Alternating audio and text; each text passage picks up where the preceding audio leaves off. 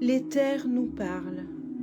L'univers nous interpelle en ce jour de veillée de Noël et dessine 4 étoiles que représentent les 4 buts de la vie humaine.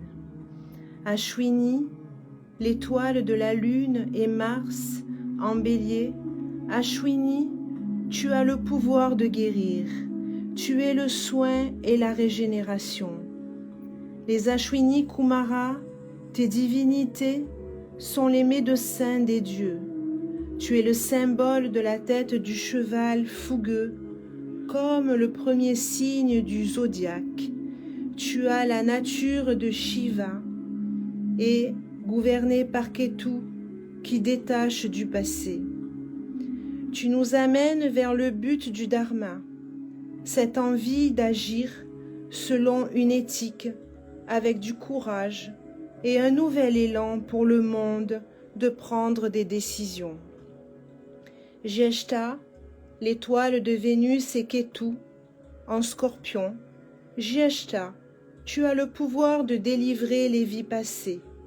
Tu donnes le pouvoir de s'élever, de conquérir. Indra, ta divinité, est le dieu du yoga. Tu fais venir la grâce. Tu es le symbole de la boucle d'oreille, symbole du statut occulte dans le 8e signe du zodiaque, la transformation, et gouverné par Mercure qui veut communiquer la vraie parole. Tu nous amènes vers le but de Artha, cette volonté de réussir, de prospérer, avec aussi du courage pour transformer vers la paix. Moula, l'étoile du soleil et Mercure, en Sagittaire. Moula, tu as le pouvoir d'initier vers la réalisation. Tu nous donnes accès aux choses cachées. Niriti, ta divinité, personnifie la destruction pour illuminer la vie spirituelle.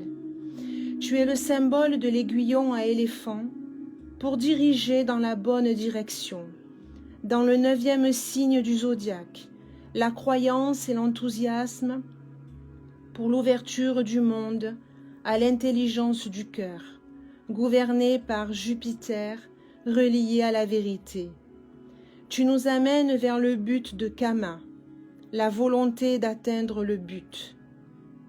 Uttarashada, l'étoile de Saturne et Jupiter en Capricorne. Uttarashada, tu as le pouvoir de combattre la corruption. Tu aimes l'ordre et la structure. Tu veux conquérir l'invincible.